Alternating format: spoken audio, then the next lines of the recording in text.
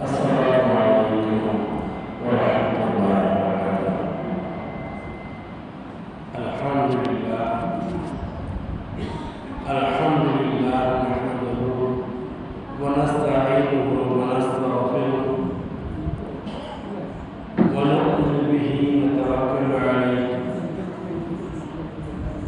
wa na'udzu billahi min shururi anfusina wa min sayyiati a'malina. Man yahdihillahu fala mudilla lahu wa man yudlil fala hadiya lahu. Wa nashhadu an la ilaha illallah wahdahu la sharika lahu wa nashhadu anna Muhammadan abduhu wa rasuluh. Amma ba'd. فقد قال الله تبارك وتعالى في القرآن المجيد بعد أعوذ بالله من الشيطان الرجيم بسم الله الرحمن الرحيم قوا أنفسكم وأهليكم نارا. وقال نبينا محمد المصطفى رسول الله صلى الله عليه وسلم كل مولود يولد على فطرة الإسلام إن أبواهما يهابدانه وينصرانه ويمجسانه أو كما قال عليه الصلاة والسلام. இந்த சிறப்பு பொருந்திய விழாவிற்கு வருகின்ற ஆசிரியர்களுக்கும் அல்லாஹ் ஜல்லல்லாஹு தஆலா அவருடைய மாபெரும் கிருபையை கொண்டு நோய் இல்லாத வாழ்வையும் நல்ல ஆரோக்கியத்தையும் செல்வச் செழிப்பான வாழ்வையும் தந்தருவானாக என்று ஆரம்பத்திலே பிரார்த்தித்து, இது ஒரு சிறப்பான மஜ்லிஸ். ஏனென்று சொன்னால், சின்னஞ்சிறு குழந்தைகள் எல்லாம் அல்லாஹ்வுடைய இறம் வேதம் திருக்குர்ஆனை ரமலானிலே ஓதி முடித்துவிட்டு இன்று பரிசு பெறுவதற்காக காத்து கொண்டிருக்கக்கூடிய தருணம். பொதுவாகவே திருக்குர்ஆன் ஓதுவது என்பது அல்லாஹ்வுக்கு மிக பிடித்தமான விஷயம். பெருமானார் ஸல்லல்லாஹு அலைஹி வஸல்லம் சொல்லித் தருவார்கள், உங்களில் யாரேனுக்கும் அல்லாஹ்வுடன் பேசுவதற்கு ஆசைப்படுகிறீர்களா? மன் அராத அய்யத்தகல்லம அல்லாஹ் ஃபல்யக்ரஅல் குர்ஆன். நீங்கள் திருமறையை ஓதிக்கொள்ளுங்கள் என்று நபிகள் நாயகம் ஸல்லல்லாஹு அலைஹி வஸல்லம் சொல்லித் தருவார்கள். பொதுவாக அல்லாஹ்வுடைய பேசிய நபி என்று சொன்னால் மூசா அலைஹிஸ்ஸலாத்து வஸலாம் அவர்கள் மட்டும்தான். அவர்கள் மாத்திரம்தான் அல்லாஹ்விடத்திலேயே நேரடியாக கேள்வி கேட்டு பேசக்கூடிய வாய்ப்பு பெற்றார்கள். ஆனால் அந்த வாய்ப்பை திருமறை குர்ஆன் ஷரீஃபில் ஓதுவதன் மூலமாக அல்லாஹ் நமக்கு தந்திருக்கின்றார்.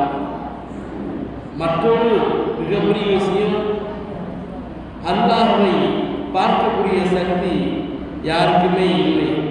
நபி பெருமானார் ஸல்லல்லாஹு அலைஹி வஸல்லம் அவர்களுக்கு மாத்திரம்தான் மேராஜிலே அல்லாஹ் வழங்கினார்.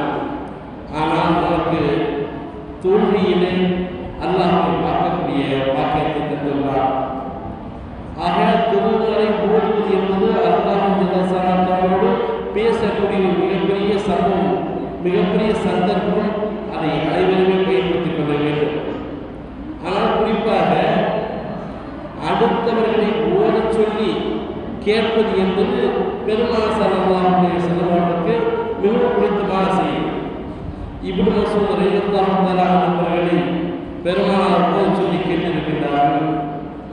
ஒரு முறை இரவிலே நபிகள் நாயகம் ஸல்லல்லாஹு அலைஹி வஸல்லம் சொல்லிருக்காங்க.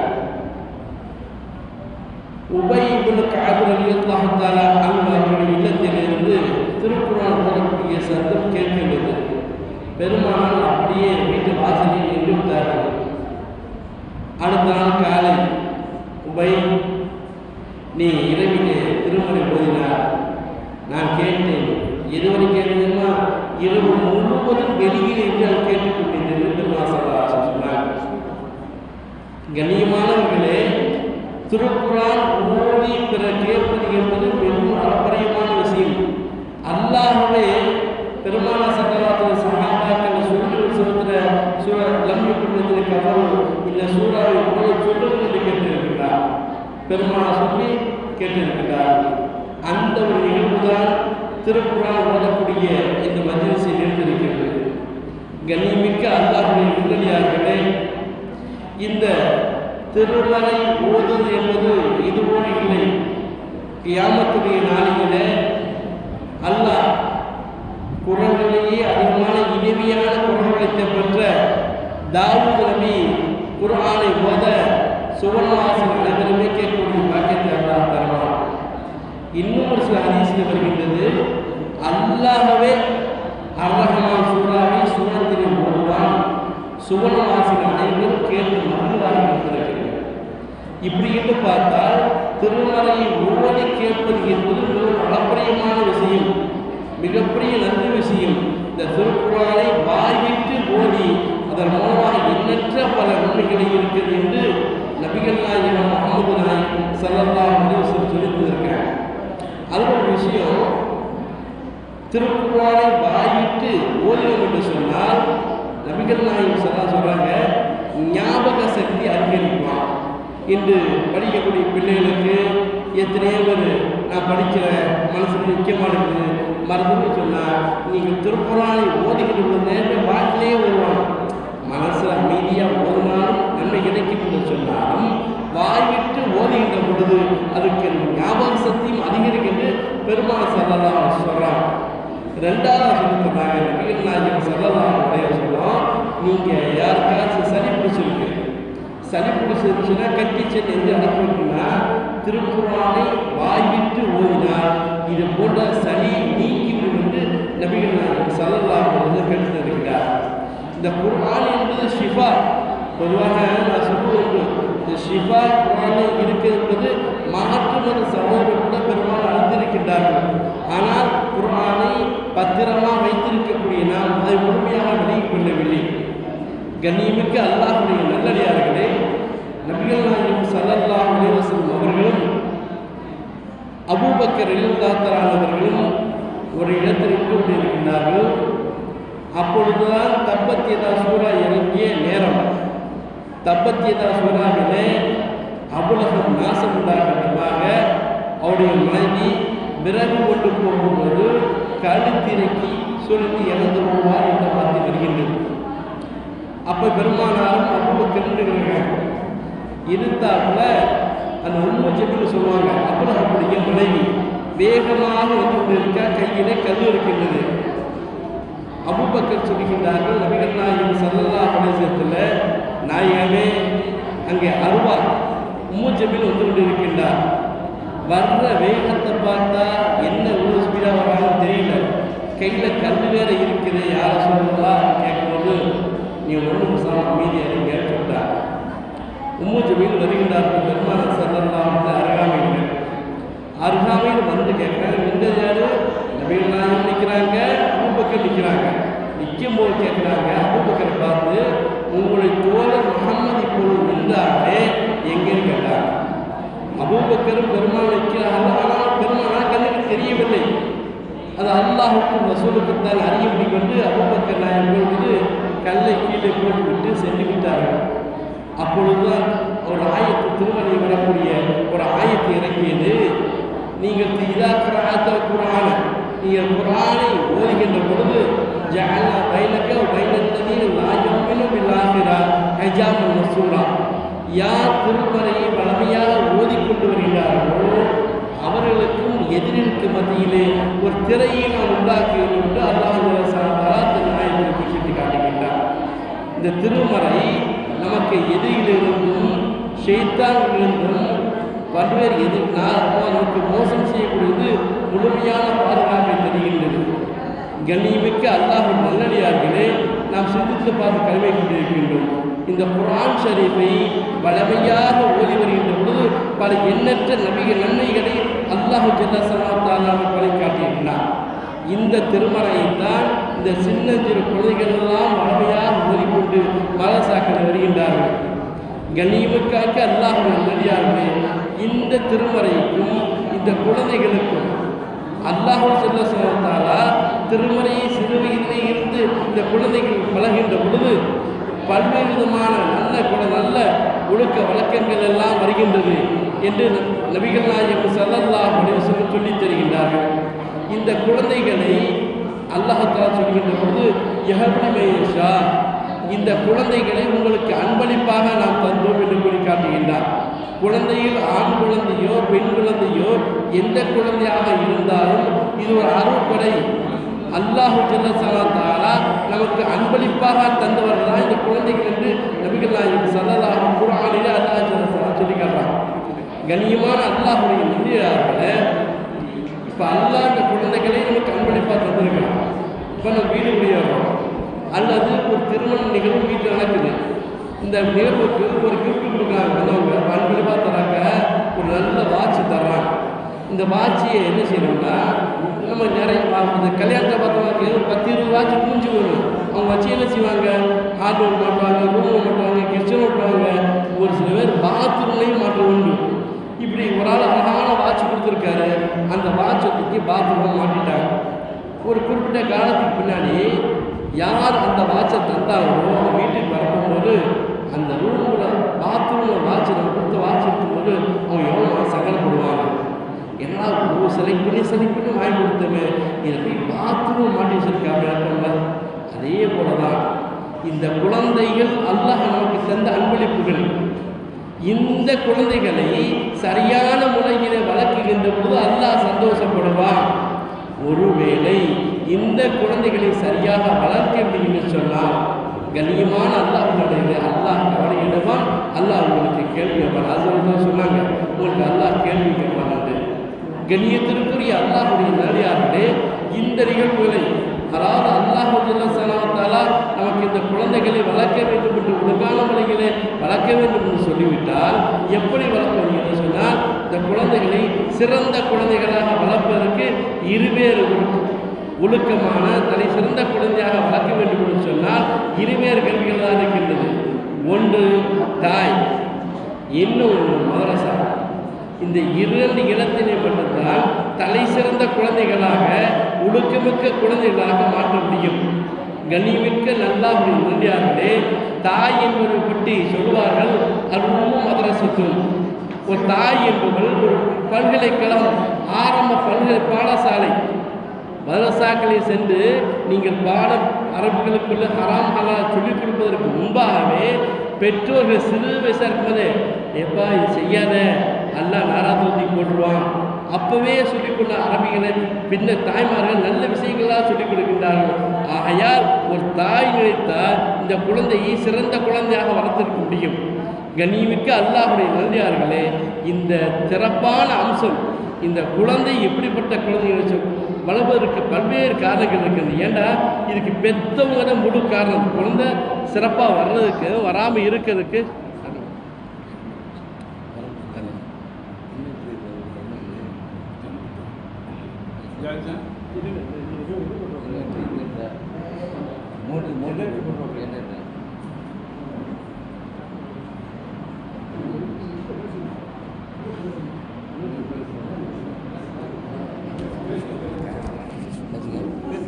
பேசும். கண்ணியமிக்க அல்லாஹ்வுடைய நல்லடியார்களே, ஒரு குழந்தை சிறந்த குழந்தையாக வர வேண்டும் என்று சொன்னால் அதிலே பங்கு பெற்றோருக்கு மிகப்பெரிய பங்கு இருக்கின்றது. ஒரு தாய் நினைத்தால் எதை வேண்டுமென்றால் சாதித்து விட முடியும். உதாரணத்துக்கு நாமெல்லாம் கேள்விப்பட்டிருப்பாங்க, கரண்ட் கரெக்டாக போயிருக்கு. இந்த மின்சாரத்தை கண்டுபிடிச்சது யார்? Isaac Newton. இவர் தாமஸ் ஆல்வா எடிசன் வந்து கண்டுபிடிச்சார். இவர் கிராமஃபோனை கண்டுபிடிச்சிருக்கார். இப்போ இந்த கிராமஃபோனை கண்டுபிடிச்சதுக்காக அமெரிக்க பாராளுமன்றத்தில் இவரை கூப்பிட்டு கௌரவிக்கிறதுக்காக கூப்பிட்ருக்காங்க.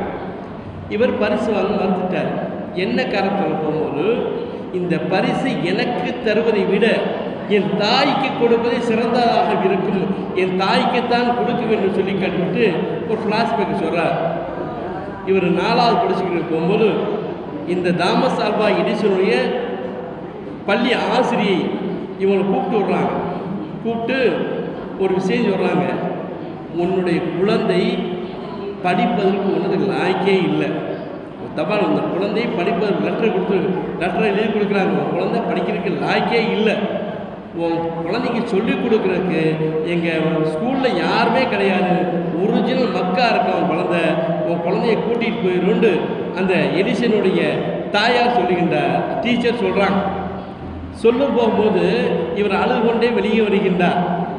எடிசன் பார்த்துட்டு கேட்குறாப்புல, அம்மா டீச்சர் என்ன சொன்னாங்கம்மா, நீ ஒரு நாள் சோகமாக இல்லையே?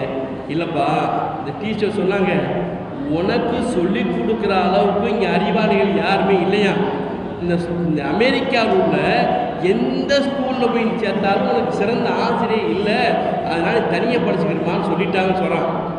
அந்த குழந்தைக்கு தாமஸ் ஆல்வா எடிசனுக்கு சிறுவயதிலிருந்து லைப்ரரி விட்டு இந்த அம்மாவை எல்லாத்தையும் சொல்லிக் கொடுக்குது. சொல்லிக் கொடுத்து பிற்காலத்தில் தாமஸ் ஆல்வா எடிசனுக்கு உடம்பு சொல்லாமல் போகுது, அம்மாவுக்கு உடம்பு சொல்லாமல் போகுது. அப்போ அந்த டீச்சர் அந்த லெட்டரை கொடுத்தாங்கல்ல, அந்த லெட்டரை யதார்த்தமாக எடுத்து பார்க்குறாப்புல, உன் மகன் மண்டையில் மூளையே இல்லை, உன்னத்துக்கு படிக்க தகுதி இல்லாதவன் என்று எழுதியிருக்கின்றது. இதை பார்த்து எடிசன் அன்று உண்மையிலேயே அறிவில்லாதவராகத்தான் இருந்தார்.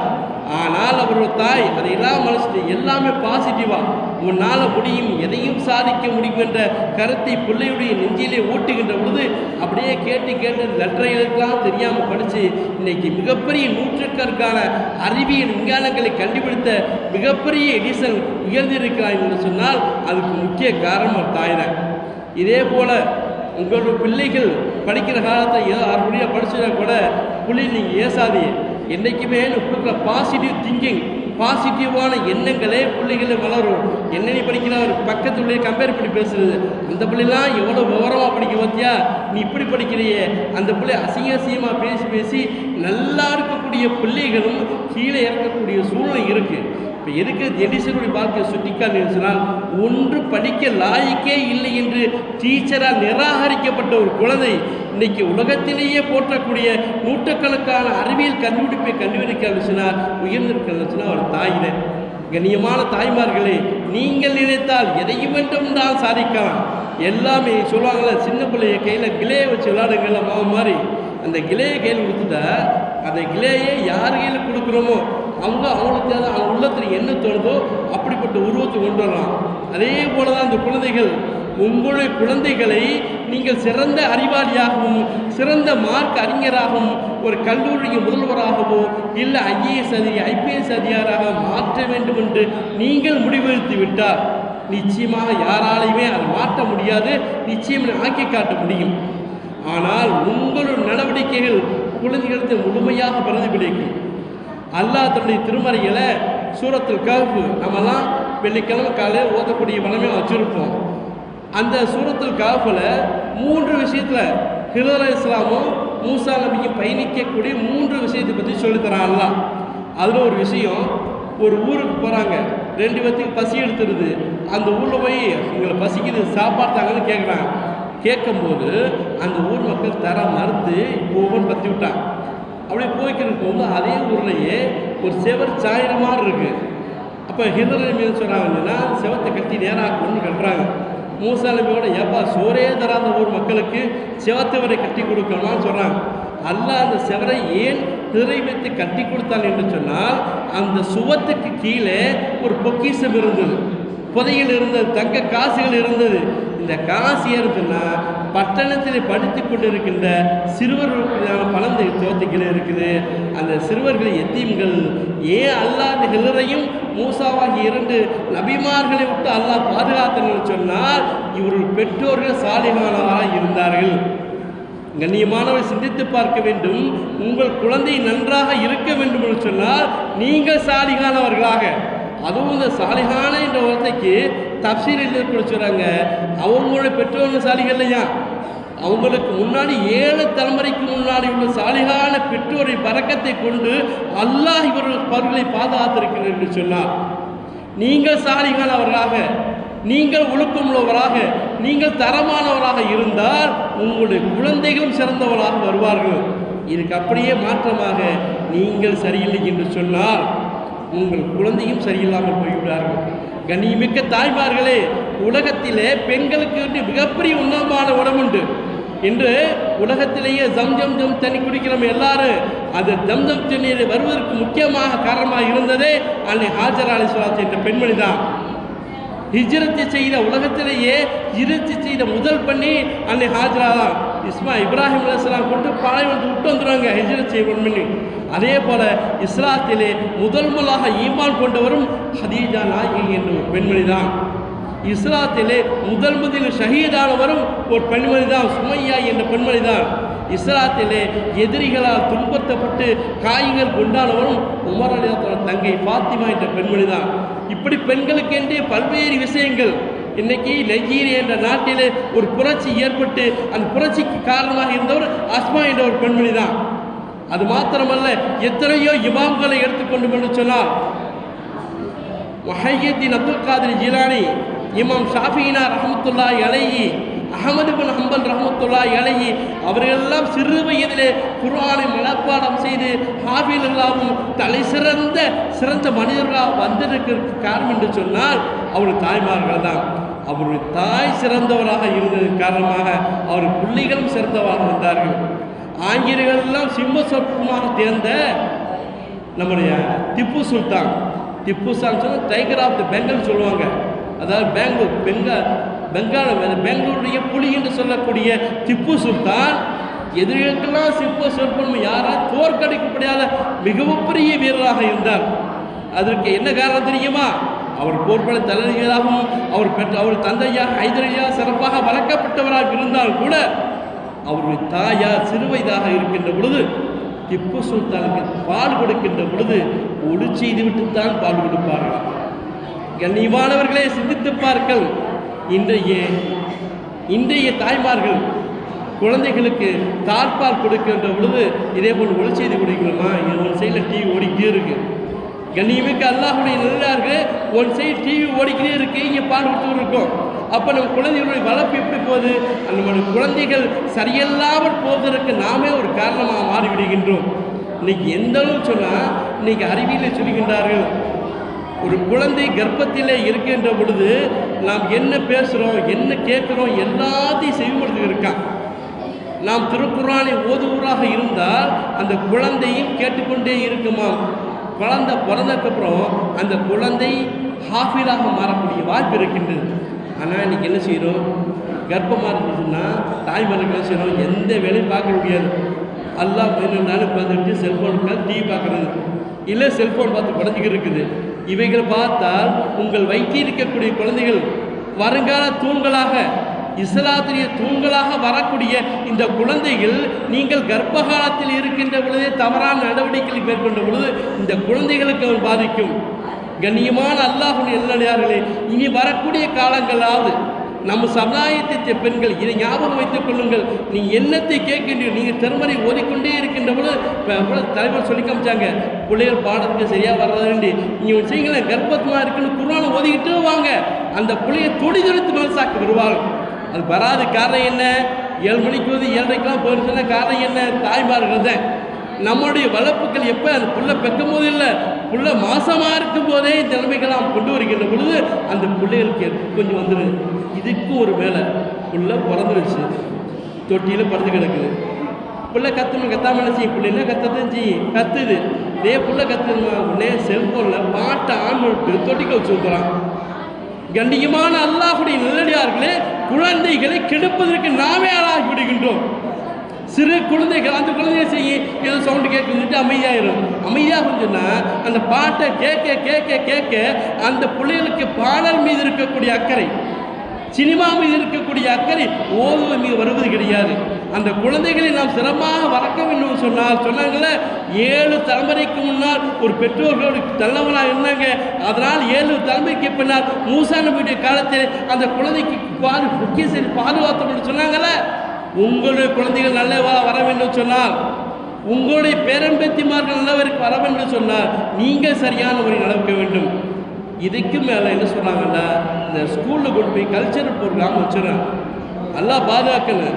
ஸ்கூலில் நம்ம பிள்ளை நல்லா வருது போகுது மனசாகல, அங்கே என்னென்ன பாட்டுக்கெல்லாம் டான்ஸ் ஆடணுமோ. எப்படின்னா இது போன்ற நிகழ்வு மதரசா நிகழ்வுக்கு மதரசாவுக்கு வர மறுக்கின்ற பெற்றோர்கள், பிள்ளைகள் அனுப்ப மறுக்கின்ற பெற்றோர்கள், மதரசாவுடைய ஸ்கூல் நடக்குது, அந்த ஸ்கூலில் ஒரு கல்ச்சரல் ப்ரோக்ராம் நடக்குது, என் புள்ள பாட்டு படிக்குது, பாட்டுக்கு டான்ஸ் ஆடுங்கன்னா முன்சா பண்ணிட்டு பாருங்க, இந்த பாட்டுக்கு இந்த பாட்டுக்கு நானே சொல்லி கொடுத்தேன்னு சொல்லுங்கள். அவ்வளோன்னு கண்ணியமான அல்லாஹுடைய நல்லவர்களே, தாய்மார்களே, விக்கி தலைமுடிய விஷயம். பிள்ளைகளை ஒழுக்கமாக வளர்க்கக்கூடிய நாமே நம் பிள்ளைகளுக்கு இந்த பாட்டுக்கு இப்படி ஆடக்கூடாதுப்பா, இந்த மாதிரியே ஆடம் சொல்லிக் கொடுத்தா, நட நிகழ்ச்சியில் நாம் சொல்லிக் கொடுத்தா நம்முடைய குழந்தைகள் எவ்வாறு வளரும்? கண்ணியமான அல்லாஹுடைய நல்லவர்களே, இதற்கெல்லாம் முக்கிய காரணம் இருப்பது சினிமாவும் செல்ஃபோன் முழுக்க காரணம். இந்த சினிமா வந்து சரி, நாடகம் வந்து சரி, உலகத்தில் குடும்பத்தில் என்னென்னலாம் தகராறு வரணும், மாமியா மரணமோ சண்டை, நாத்தனா சண்டை, கணவன் மனைவிக்கு மத்தியில் உள்ள பல்வேறு இனபால விஷயங்கள் எல்லாம் நடக்கிறதுக்கு முக்கியமான காரணங்கள் இந்த சினிமாவும் நாடகமும் இந்த செல்ஃபோன் முக்கியமான காரணமாக இருக்குது. நீங்கள் என்னத்தை செய்வீங்க விட்டுருங்க. உங்களுடைய குழந்தைகள் வருங்காலத்தில் மிகப்பெரிய முஹைதீன் அப்துல் காதிர் ஜீலானி மாதிரி பெரிய இறையேச செல்வ ஆலிமாக வர வேண்டுமா? ஷாஃபிஈ ரஹ்மத்துல்லாஹி அலைஹி மாதிரி மிகப்பெரிய இமாமாக வர வேண்டுமா? அபூ ஹனீஃபா ரஹ்மத்துல்லாஹி அலைஹி மாதிரி மிக தெரிஞ்ச இமாமாக வர வேண்டுமா? உங்களுடைய பழக்க வழக்கங்களை தியாகம் செய்யுங்கள். நீங்கள் அன்றாடம் நடக்கின்ற தவறான பழக்க வழக்கம் வைத்து நீங்கள் மாற்றிக்கொண்டு நல்ல விஷயங்களை உங்கள் குழந்தைகளுக்கு பேசும்பொழுது நல்ல விஷயங்கள் சொல்லிக் கொடுங்கள், மார்க் விஷயங்களை சொல்லிக் கொடுங்கள். என்ன செய்ய தெரியுமா?